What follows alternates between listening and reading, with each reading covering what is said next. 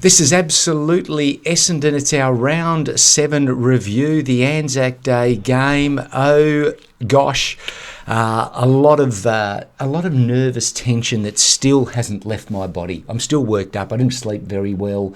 There was just a lot of tossing and turning.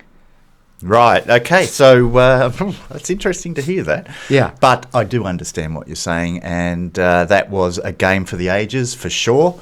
Win, draw or lose, I think that game will be remembered for a very, very long time. Yes, there's a lot of moments there that will be added to the Anzac Day highlight reel that they love to wheel out, and not one that necessarily in our favour in particular, but geez, that you've got to acknowledge that mark that Jamie Elliott. Yeah, look, I think so, and I mean, it's easy to sort of always have a bit of a dig at the opposition, but when they do something like that, you've got to just stand up and applaud. It was an incredible mark, 20 metres in front of where I was sitting. And but you know what was particularly fantastic about what Jamie Elliott did? He went back and banged that through for a goal afterwards. So, he did well. But he also had a moment towards the end of the game, which I'm sure if he had his time again, he'd probably wish it played out a little differently, as did our Kyle. Yes. But, there were so many moments in that game. It was so full of pressure. It was intense. Apart from the first 15 minutes when the Bombers burst out of the starting gate. I think it was even less than that, but the first it might have been 10 minutes. They banged in those 4 goals. 4 minutes 40. Yeah, right. It was incredible at the ground. It was just like they could do no wrong. Yeah. But the remainder of the game was just played at such a high degree of intensity. There was lots of fumbles, lots of mistakes, lots of turnovers from both teams. But the reality was that, the Bombers, I felt, really proved their mettle in this game. Yeah. And if there is such a thing as the edge, they bought it. They bought it. I mean, for me, if I were to summarise it, I felt though that Collingwood were a bit cleaner, a bit slicker, a bit more skillful, whereas Essendon was just pure brute force. It was will to win. It was hustle, just willing it to happen. That was the difference for me. Look, I'll take that. No, I think I think that's fair enough. I mean, they're further along the road than we are in terms of their team and where they are in their development. They're a premiership side. You'd expect them to be a little cleaner. But that first 10, 15 minutes or whatever it was, I'm going to go with 15. Yeah, all right. But, okay. The Bombers were playing scintillating football, clean, fast, incredible football. So that's what they're capable of. Yes. But the fact of the matter is they were up against a premiership team that has an incredible reputation of winning those close games. And, they almost got there, the Pies, but in the end we were good enough to be able to match them. And in the end it was, I think, a fair result for both sides. I think a draw gave the game the kind of outcome that it deserved. Yeah. And, sometimes the game is bigger than the result, and that was most certainly the case yesterday. That was a game that I will never forget. Oh, I would agree with you. Yeah. And, going back to that first quarter, and that was an amazing start, but I think we knew deep down that wasn't going to last. And from my point of view, I was just hoping they could get to maybe 7 or 8 goals. Yeah. Just sneak that away. One more goal would have done it in the end. Well, I don't know. I mean, we know what happened the week before with them against Port Adelaide, so you kind of knew they were going to come, right? Of course. There was no delusion, but I was just hoping for that little bit more of a buffer, because, boy, when they came in that second quarter, it started to look a little ugly for us. Well, I feel that's true, that those early bursts in a first quarter in any game, when one team really gets the jump on the other, is a bit of fool's gold, because it gives the other side time to come back. And then Collingwood would have gone in at quarter time going, you know what, we've got 3 quarters to go.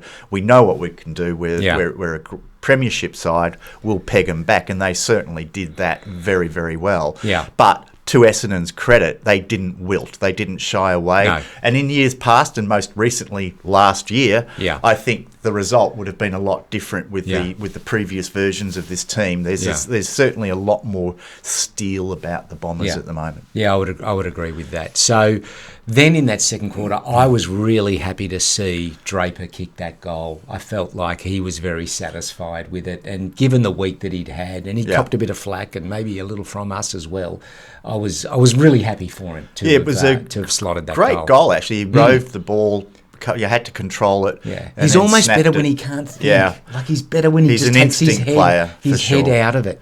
He was much better, I thought, yesterday. I thought he was... I took some valuable marks. He round the contested ground.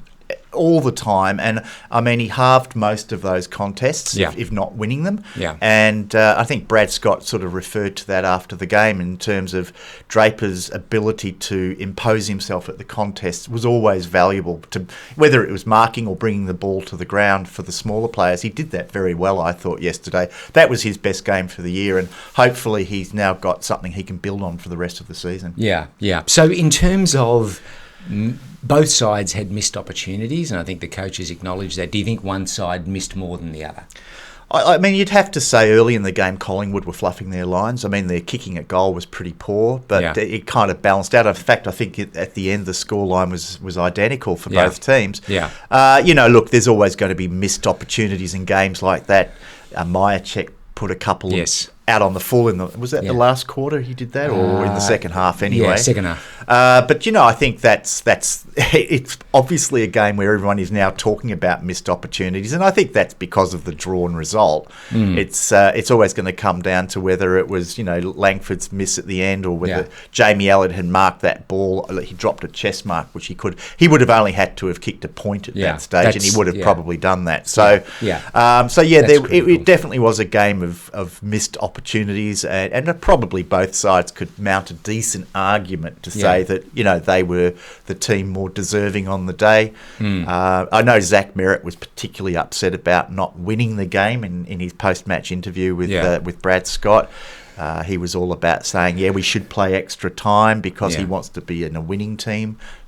I don't know. What do you think about that? No, well, I think with the home and away games, call it a draw. I don't know. Yeah, I think so. I think that's the overwhelming position. Because we've got the 4 points. You split it down the middle to 2. Yeah, I think it's enough. And that has some value for us with our poor percentage, as you were saying earlier today. I think it does. So it would be fair to say, I know from my point of view, in terms of Langers and that last kick, I totally forgive him. Oh, of course. Held absolutely. I mean, he was fantastic yesterday. I mean, we wouldn't have even been in that position had it not been for Langford. Exactly. So, exactly. Yes. And he was very realistic about it after the game. He was being interviewed in the changing rooms after the game, and he said, look, he went through his process. He did what he has to do. He does what he trains for, and he made the comment.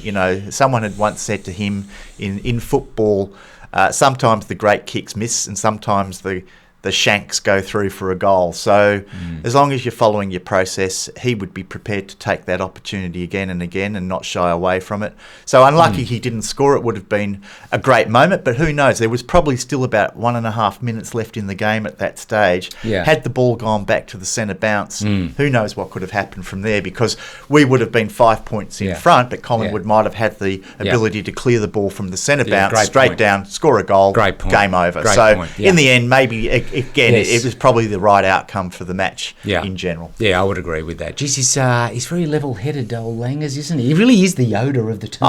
He's imperious, I find. I mean, if he was around in the late 1800s, I'm sure he would have been Napoleon Bonaparte.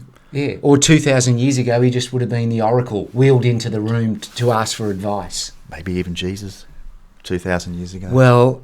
Is that if he goes with the beard? And grows the locks out. I think he could. I tell you what, I think he could. Are we talking about the second coming? Let's see if he can walk on water. Someone bring some to the hangar. He was great, but who else was great? I thought McGrath was amazing. Yeah, really held up that back line yesterday. Good call. And almost could have deserved the Norm Smith medal. I think he came second in the voting. Oh, did he? Yeah. Oh, did they release that? Did they? Yeah, I think he was second, and Nick Dacos was third. But you know how things work in the AFL. Dacos will probably get the 3 Brownlow votes. Yeah. But McGrath. Look, I've mentioned it a few times through the season already that if he isn't already in the running as the back pocket in the All-Australian side, I'd be really surprised. He franked that yesterday. Yeah. He was fantastic. He's become just so reliable. He rarely gets beaten, and his ability to move the ball out of that back line with effectiveness has really been a clear part of his game this year, and I thought he was really good. And possibly unlucky not to win the medal himself. Yeah. And the gift that keeps on giving, Heppel. How solid was he? Yeah, look, I think Heppel's been just a quiet achiever this year. He was good in moments. He's under the radar, for sure. You know, yeah, sure, not all. You know, he might have some moments that he'd like to take back, but still, I got to say, defensively, I thought Ben Mackay actually had his worst game of the season for us. Although, it was a couple of moments, but it wasn't his best game. And Laverde was, a bit average, but otherwise, the defence I thought held up pretty well.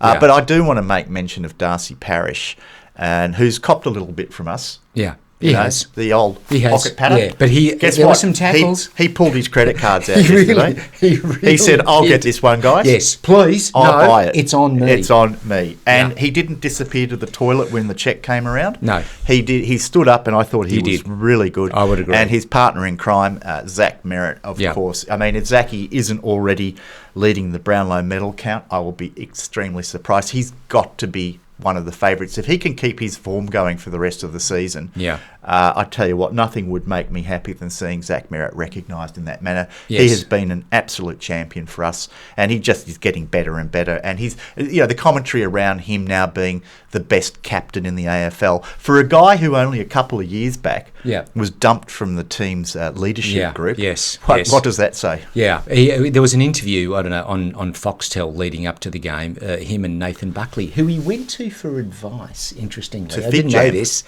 I hope it wasn't about relationships. In 2000, all right, you're having a bit Just of a saying. swing, Mr. Long-termer. I think it was 2017, 18, but he did mention that he was most offended when Merritt was most offended when he got kicked off the leadership team and questioned a lot of things, and I think that's why he went out sort of. I got to say, sorry to butt in, but the haircut, Zachy's haircut. Yeah. I love it. I mean, he sort of got rid of the Trent Cotchin look. Yes. And he's gone more the sort of fade.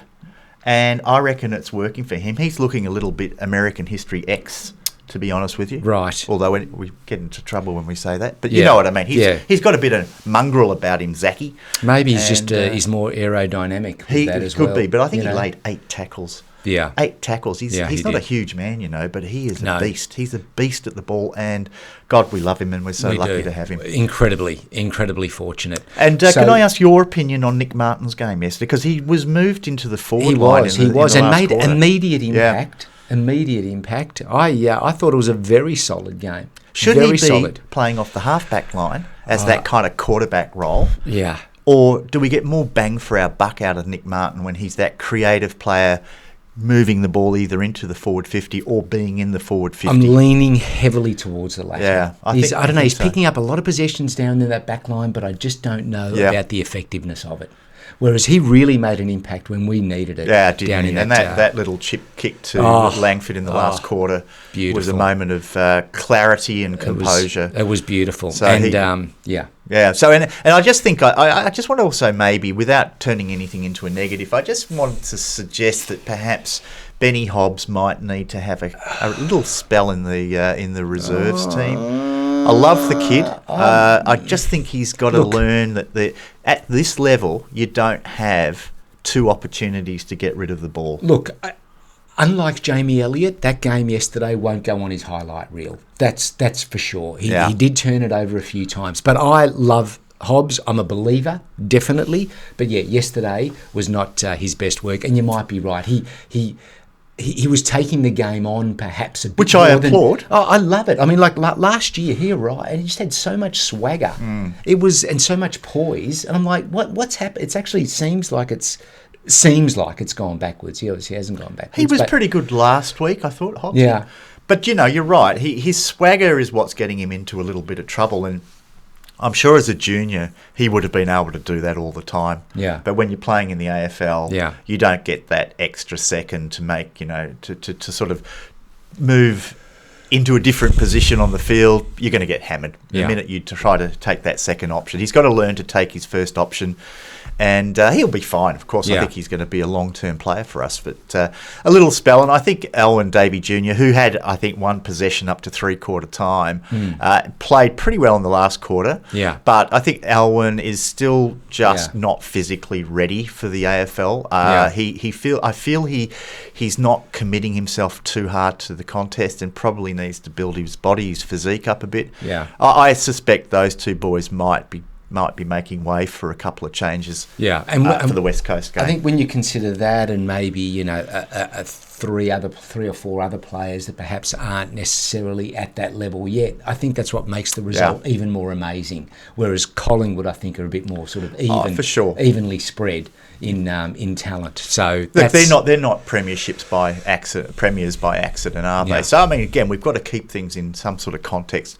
We took the premiers to the line yesterday on the biggest stage in the AFL season, and we've got so much to be, I think, proud about. If you're a real Essendon follower, you'd be very proud of the boys. Yeah. But I think more importantly, we've got a lot to look forward to, because when we get past this early spell of games, this first sort of third of the season, our run going home gives us every opportunity to really impose ourselves on the competition. Didn't we say that last year?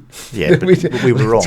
Okay, this year we won't be wrong. Okay, I don't even want to. Don't be a killjoy. No, but I don't want to do that sort of talk because it backfired on us last year. As Ange says in the Premier League, as Ange Postecoglou says, what does he say?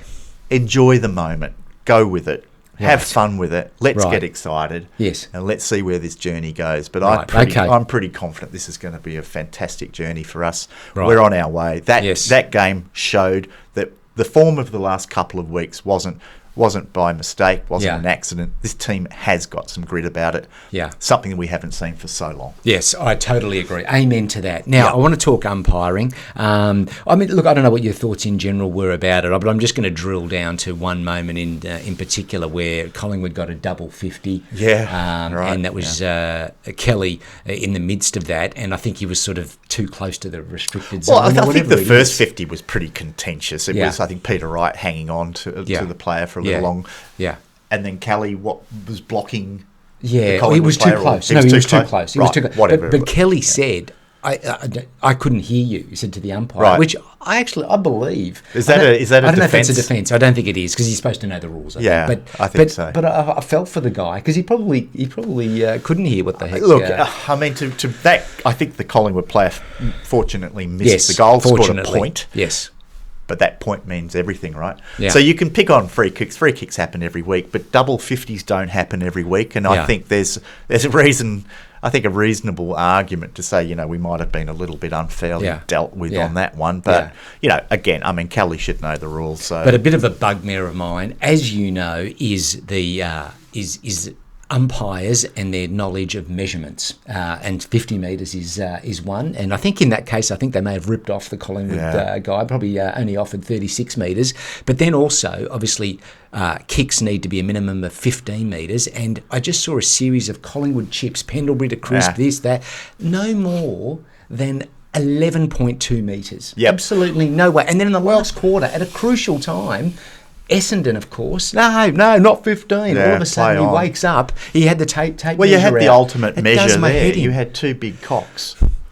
That if you just laid them out lengthwise on the ground, between the two of them, you've got 4 metres. Right. So you just get your two cocks and you just line up. That's how you measure the distance, up the cocks. Right? Anyway, that's an option, I guess. Sure. But, look, the umpiring, I don't think really affected the game. I think the umpiring... No, fortunately. We probably had most of the free kicks anyway. Yeah. They're always going to miss a few, but that double 50 probably, might have been a bit costly for us in the end. Yeah. So, in the end, Zach Merritt won the medal. Yeah. Well, it'd be the first of probably 3 medals he wins this year. That's what I'm going to say right now. All right. I believe that. And the green jacket. He'll have a green jacket on which he can display his 3 medals this year. Hey, and I'm looking forward to seeing Zachy, parading that around, the 3 medals. I think the ones I'm talking about. Sure. But he's been brilliant, and let's just hope he keeps playing as well as he has been. Right. Now, did you see the speeches at the end? I was at the game. I got out. I had to get down to Richmond Station. And thanks to all those folks that said hello to me yesterday. It's really nice of them to pop by and say good day. Thank you for that. Were they all being friendly or some being unfriendly? A couple of kicks in the back. Yeah. But, otherwise it was all right. I imagine it would have been like a scene from The Weatherman, when Nicolas Cage was just having Slurpees thrown at him when he was out on the street. It was a bit like that. Was there a bit of that? Yeah. To be honest, yes. Yeah. Yep. So anyway, with the speeches, Zach did his speech, of course, winning the medal. But there was no clear winner. But then Darcy Moore again, off the back of his big speech last year, like an orator from the past. He thinks he's Winston Churchill now. He started promoting the Anzac Day appeal. He was talking about mental health. He covered a whole range of topics. I mean, it is good, and he's incredibly well spoken, and we're only envious. But might I say he was fantastic for the Pies yesterday. God, he was annoyingly fantastic. Yep. What a player! How many interceptions and marks in that back line. I think there's a fair bit of love between these two teams. Even Zach said to... I read the transcript of his speech mention how much the Bombers love the Collingwood boys, love playing with them. I think we can probably just put a lid on that, Zach. Yes, we respect. Yeah, I don't think love is something that I would ever bring myself to saying about Collingwood. But I would agree with that. There's definitely some respect there. There was. I think Dyson Heppel copped a little bit of flack, because after the game he was immediately after he was smiling. But to be honest, I think that's Dyson's resting face. He's a nice guy. He's just, you're buggered. All the players had just spent everything that they had. Give the guy a break, honestly. Game's over, folks. After the game, if you can't smile and enjoy the moment, I mean, there's something not quite right there. But I just want one final thing, if I might. I tuned into the GWS Brisbane Anzac Day game in Canberra. Right. And I've got to tell you, what an anticlimax that was. I mean, I didn't watch the whole game. It was a bit of a cakewalk for the Giants in the end. But this concept of all these other teams playing on the Anzac round, I'm not for it. You know my views. I made that pretty clear last year. You did. You were very forthright. That game the night before, that bloody Richmond-Melbourne game, was a complete snore fest. And I just think the beauty of that game yesterday, on the day, the mood in the ground, the sense of solemnity on the day, it just makes these other games look like poor carbon copies. And I really urge the AFL to reconsider turning Anzac round into Disneyland. Let's stick with the Essendon Collingwood game, all right? You copped a bit of flack for that very same point of view when we just launched the channel last year, and I thought, geez, we're going to have to shut it down pretty quickly, because not everyone agreed with you. There was a lot of people disagreeing, because I think it's the cynical view is that the AFL's turning it into an Anzac festival. Yeah. And you feel like it's above that, right? It's not gather round. No. It's something completely different. Let the focus be on the MCG, 95,000 people. Sure. That represents the AFL's acknowledgement of the sacrifices made by the Anzacs. Let's not make it like take a pick who wants to have an Anzac Day fixture. No, but it's just I don't like people it. The game the night before with Richmond and Melbourne, apparently that was a bit of an ugly game. However, the people that since 2015, 16 that they've been having the game the night before on the eve say that if you've been to that, it's different kind of feel. It's still respectful, but it's a different kind of feel and offers something different than the actual Anzac Day game. That's what they say. And I would say if you go to Disneyland in Paris, it's different to the Disneyland in Los Angeles. So, okay, just stop turning it into a bloody festival. Right, it's not a festival. And I get that the whole nighttime thing makes some sense, but, if that's that important, maybe we have the Collingwood Essendon game maybe in the evening for that particular moment, that spectacular moment. Right. But nothing will ever change the feeling of being in the ground at 3:20 on the day itself, and you can hear a pin drop. And one second last comment I'd like. I just want to acknowledge the young lady from the New Zealand Army Band who sang the New Zealand national anthem, which is a bloody good national anthem. You like it? I do. Like the Tigers sort of. I love it. That's a stirring national anthem. But by God, she had a set of pipes on her, that girl. She could sing. Let me Really? tell you, she was fantastic. Yeah. And you know your singers? I do. Yeah. And then I watched the poor lad doing the national anthem in the Giants Brisbane game, and he was a little pitchy, to be honest with Was you. he Yeah, really? a little pitchy. Yeah. Wouldn't get past the first round in Australian no, he Idol? would not have made it, I'm afraid to say. All right. Okay. Well, there you go. We So review everything. Did you want to make any announcements? Oh yes. So I meant to say this at the beginning? at the beginning, and I dropped the ball. But yes, we said that Ball! on Friday that we'd be having a special guest. That is coming, but we thought we'd do the review first. That's the very next episode, and quite poetically, if you like, our guest played in the very first ANZAC Day draw game. So I think he's on that cover, folks. We've already told you. If you haven't picked it by now, it's quite interesting that he'll be joining us. But yes, he's sitting in the green room now, just having a massage. He is, yep. And will be joining us shortly. His demands in terms of what he wanted in the green room, the blue M&Ms and all of this sort of stuff, and he wanted particular type of shrimp in his shrimp cocktail.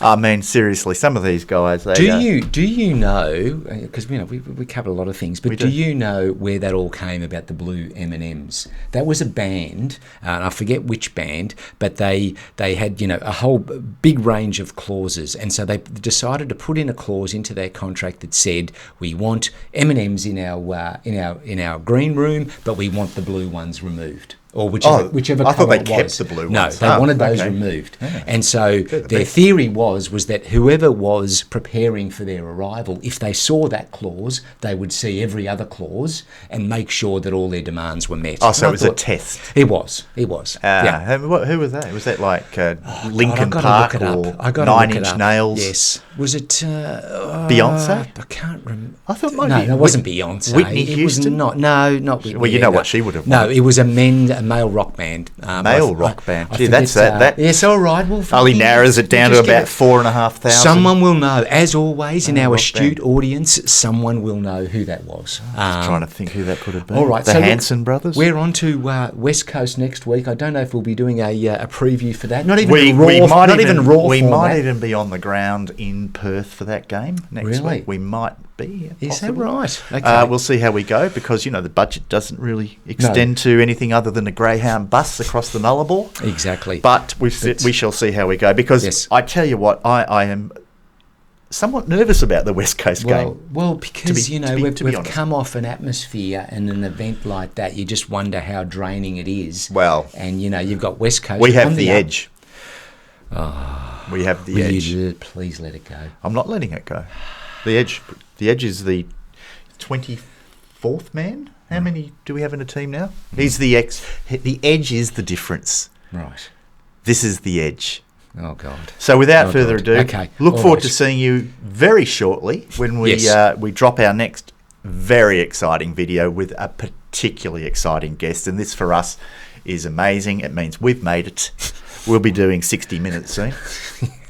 Let's see how we go. I don't know whether we can quite make that leap, but thank you as Guys, always again for watching. Enjoy your weekend. Comment below. Give us your thoughts on the game. We'd love to read it. Bye for now. See you soon. Bye-bye.